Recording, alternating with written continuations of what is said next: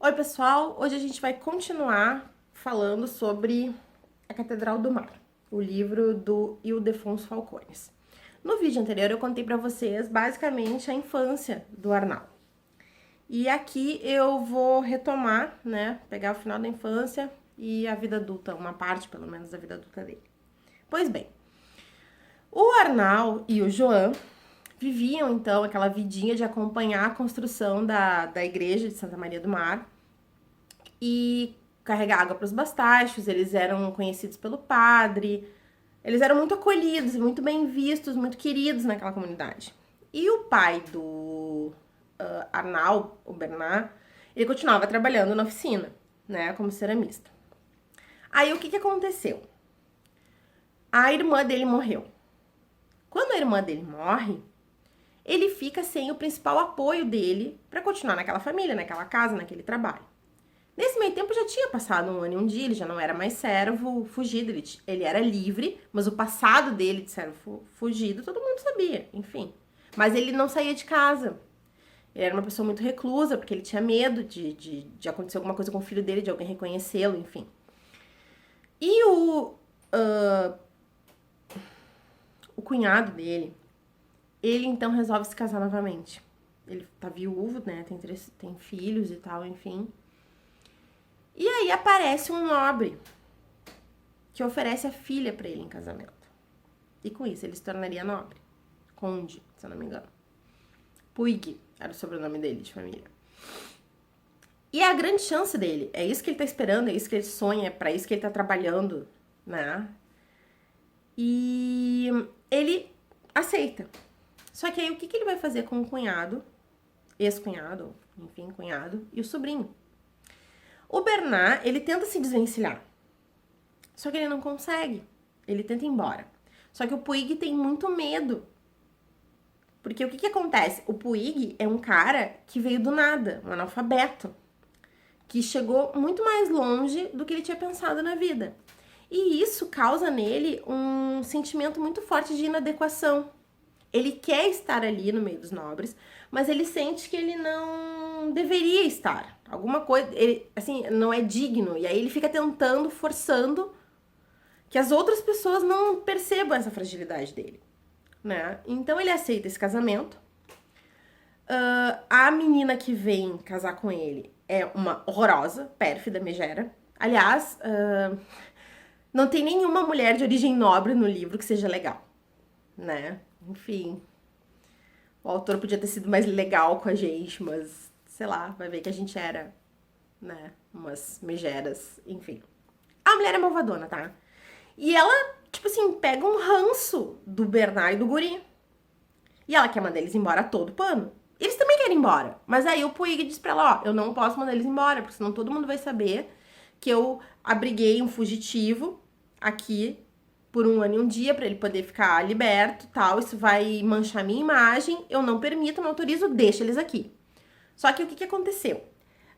O sogro dele começa assim: ah, meu filho, pra ser nobre, tu não pode trabalhar. Tu já viu nobre que trabalha? Tu só vive de renda, do teu dinheiro, não sei o que lá. E aí ele se desfaz da oficina. E aí o Bernard e o Arnal vão trabalhar como cavalariços. Só que a mulher já levou os cavalariços dela, que ela tinha nas terras do pai. E daí ela obriga esses dois a sistematicamente humilharem e maltratarem o Bernard e o Arnal. E aí nós temos um momento, assim, muito triste, que ela causa uma humilhação profundíssima neles, assim. Porque ela faz o cavalariço dela sabotar os arreios do cavalo do enteado. E o enteado cai e se machuca. E toda a culpa é colocada no Arnal. E ele diz que ele não vai se desculpar, porque ele sabe que é mentira, que foi o cavalariço que fez. E aí o pai dele tenta ir embora e conseguir emprego, só que ela se comunica com todas as pessoas para quem ele foi pedir emprego, e acaba que ninguém dá emprego para ele. E eles estão passando fome. E aí a condição que ela impõe para devolver o emprego para eles é que o Arnal vá lá e beije os pés de toda a família e peça perdão. E o Bernard diz pro Arnal: olha, tu vai se tu quiser, mas eles estão passando fome, enfim. E aí, ele vai. E é muito humilhante. A Margarida, aquela megerinha, ela chega ao cúmulo de ela fica balançando o pé pra esquerda e pra direita, pra ele não conseguir beijar. E enquanto ele não beijar o pé dela, ele não pode ir embora. Mas enfim, é feito isso, eles voltam a trabalhar. E aí o que que acontece? Nesse meio tempo ali, acaba que o Bernard acaba sabendo o que que realmente aconteceu com a mãe do João. E aí ele se afeiçoa pelo menino, promete que vai ajudá-lo, cuidar dele, enfim, né? E aí quando a mãe do João sente que ele finalmente tem alguém no mundo, além dela, ela se mata de inanição, ela para de comer e logo em seguida ela morre. É bem triste, assim, essa passagem, porque é o João que encontra ela morta, enfim. E aí o Bernard diz pra ele, não, vai morar comigo e com o Arnal, a partir de agora vai dar tudo certo, como se tu fosse meu filho e tal. E isso é até engraçado, porque na igreja, lá, na obra, nos bastagens e tal, todo mundo pensava que eles eram irmãos, ninguém sabia da mãe do João. Então só ratificou o que todo mundo já meio que pensava, assim. Só pro padre, realmente, que eles contaram a verdade. E o padre aí se toma muito, assim, pelas dores do João, que é um órfão, enfim, mas como é que vai ser, né? Bom, e aí a cidade passa por uma grande crise. É um momento de instabilidades entre vários reis, né? A gente tem Espanha, Castela, Navarro, Nápoles, França, tá todo mundo no auê, mais o Papa. E aí a cidade tá passando por uma fome muito grande. E ninguém consegue comer. O Arnal tá muito magrinho, assim, e o pai dele tá desesperado de medo que ele pegue uma doença, alguma coisa, porque já morreu muita gente na cidade. E a mulher do Puig, malvadona Mor, dá um sacão de dinheiro pra ele e diz pra ele, esse dinheiro é pra tu comprar comida pros meus presos. Porque todo mundo que deve dinheiro fica preso até que a dívida seja paga, né? Só que enquanto essas pessoas estão presas, o credor é obrigado a providenciar alimentação e alojamento, né? Tem que cuidar para essas pessoas não morrerem. E aí ele sai com aquele saco de dinheiro pra fila pra conseguir comprar alguma coisa. E ele não tem dinheiro pra comprar comida pro próprio filho. E aí ele enlouquece. Ele surta, totalmente surta. E ele acaba insuflando uma revolta na cidade. E aí tem uma revolta e ele acaba sendo preso. E de preso ele acaba sendo enforcado. E aí o Arnal está sozinho. E ele sabe o que aconteceu. Ele sabe que o pai enlouqueceu por causa da Megera, esposa do Puig. E aí, o que ele faz? Ah, eu quero enterrar meu pai. Não, não pode. Teu pai é, tipo, preso político, a gente vai tirar ele da... Ele vai ficar 3 dias aqui, depois a gente vai tirar ele, vai pegar a cabeça dele, vai espetar, vai botar não sei onde, não sei o que lá, e depois o resto a gente vai dar pros bichos comer. E o Arnaldo fica tipo, não, entendeu? Meu pai é inocente, foi aquela louca que enlouqueceu ele, foi a fome. Mas ele é um adolescente, eu acho que ele devia ter 12 anos, no máximo 14. Aí ele tem uma ideia. E aí o que que ele faz? Ele não é o único a ser executado, tá? O Bernard. Outras pessoas também foram consideradas participantes da revolução e também foram da revolta. E o Bernard vai lá e bota fogo no pai dele. No cadáver, no caso, né? Ele obriga o João a ajudá-lo. E aí ele bota fogo no cadáver do pai. E não sem antes a baronesa, né, a mulher do Puig, malvadona, ter ido com os filhos enxergar o Bernard enforcado e humilhar mais um pouquinho o Arnaldo, dizer coisas ruins pra ele, fazer, sabe, assim, aquela última pisadinha, assim. Tá. E aí ele bota fogo, consegue livrar o pai dele, então, da humilhação e de tudo mais. Mas ele não tem o que fazer, ele é um órfão, né? E agora? Então aí é que surgem então os caminhos da vida adulta para eles. Por quê? O padre, através de fiéis que precisam praticar penitência, ele consegue uma, digamos assim, bolsa de estudos, um financiamento para mandar o João para escola, para o João se tornar padre. Ele vai estudar e depois se tornar padre. Tá, muito bem. Então a vida do João tá meio que resolvida, assim, né? E então o que sobra pro Arnal? E o Arnal resolve se tornar bastaixo. né? Com 14 anos, ele inicia então essa vida de estivador, ele é muito novo, mas como ele desde criança fez amizade, todo mundo apoia muito ele. E aí a primeira pedra que ele carrega para a Catedral da Virgem, para a Igreja da Virgem também, assim, é uma narrativa bonita, assim, fica todo mundo muito emocionado, porque todo mundo, as pessoas intuem e sentem e reconhecem que ele tem uma relação muito especial com a Virgem do Mar. Então as pessoas, tipo, vibram, ajudam ele a carregar, não ajudam de carregar a pedra para ele, mas assim, ao longo do caminho, vão dando água, vão fazendo várias coisas para ele, sabe?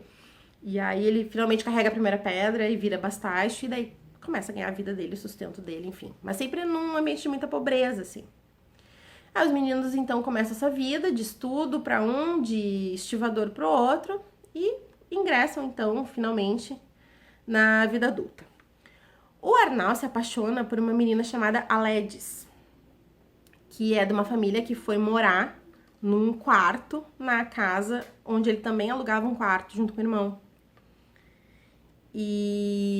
Mas a menina é dada em casamento para um curtidor, porque o pai dela era um curtidor que perdeu tudo por dívidas, e daí o pai dela resolve casá-la com um curtidor velho, na esperança de que o cara morra logo e ele assuma.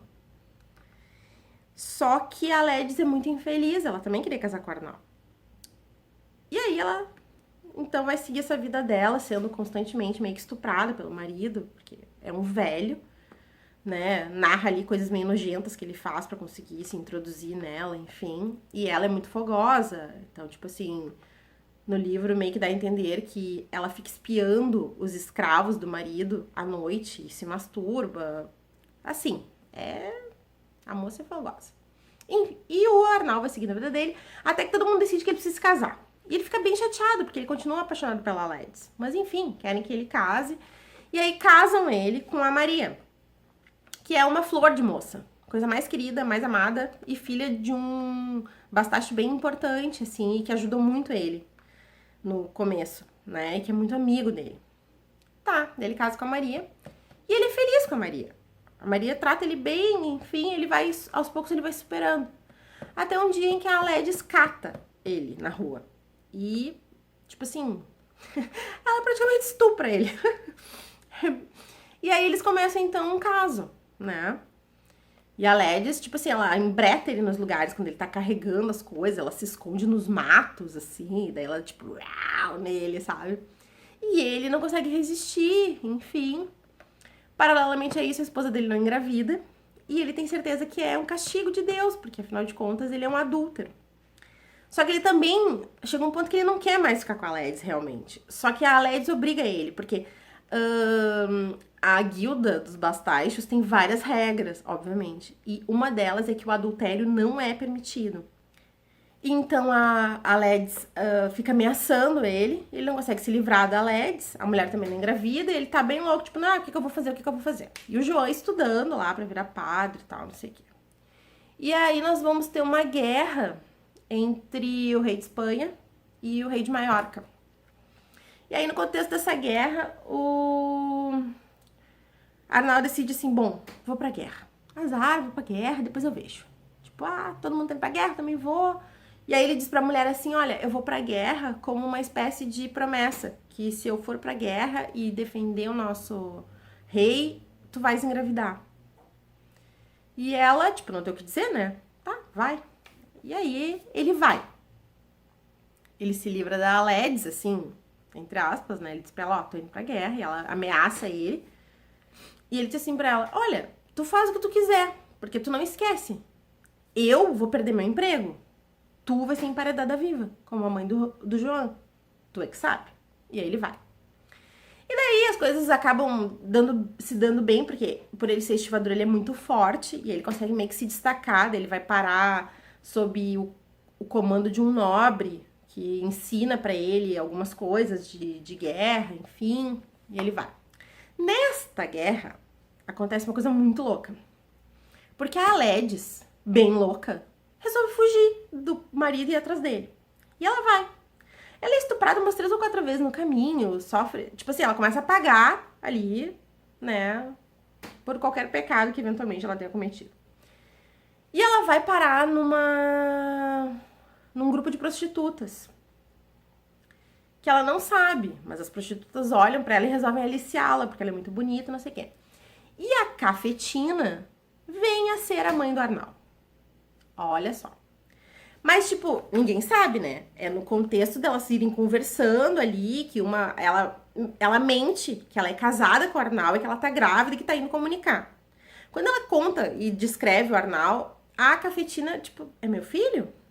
Ela se autodenomina agora Francisca.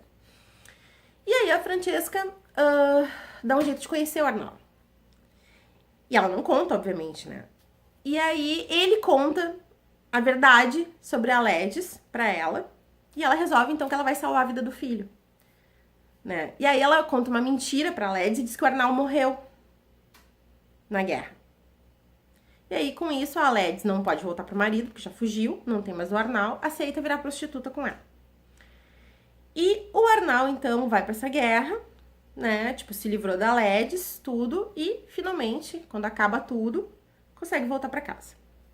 Eles voltam com um sentimento meio ruim, assim, porque eles foram pra salvar tudo, salvar a Espanha, honrar Barcelona, aquela coisa toda, mas no fim os reis fazem um acordinho lá entre eles e fica tudo por isso mesmo, e ninguém ganha nada, enfim. E aí ele volta pra casa.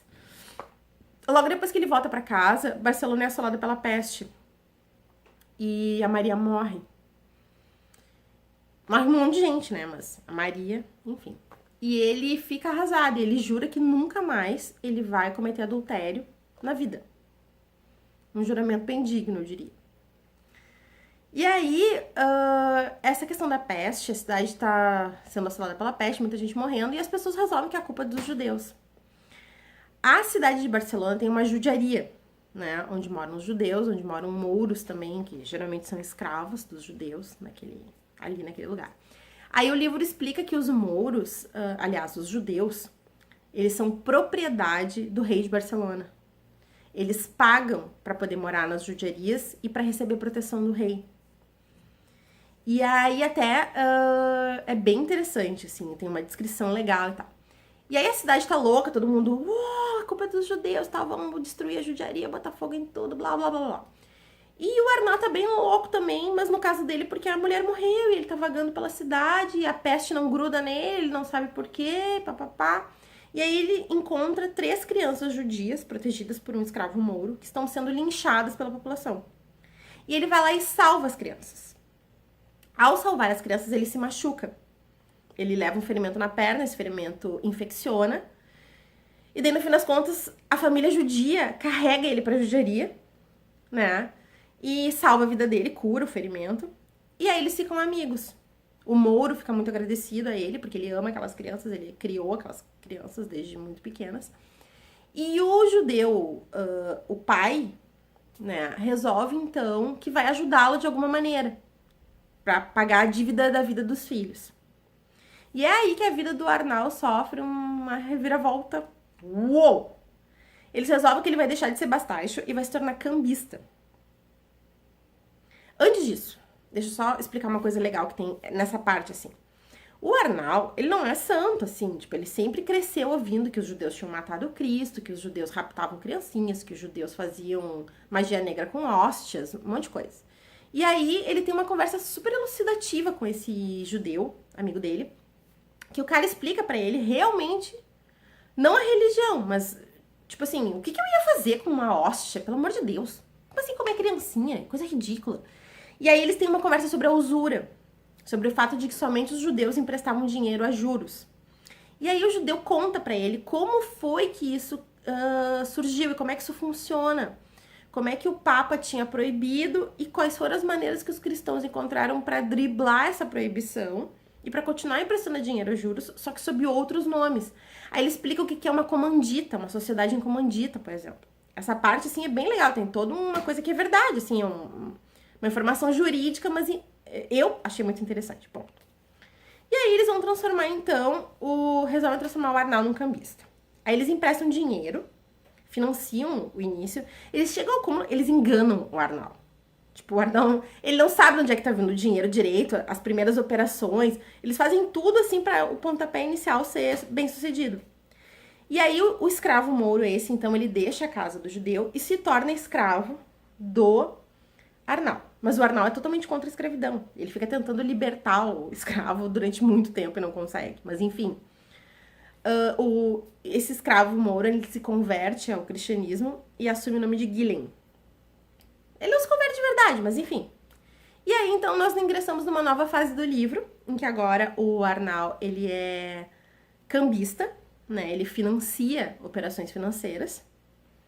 E ele empresta dinheiro a juros, mas assim, sob a forma de comandita. Então, daí ele não é um pecador, ele pode fazer isso. E aí o Arnal entra num momento de grande prosperidade financeira, porque o Gillen é muito inteligente, sabe muito do negócio, e faz várias operações e ajuda muito ele.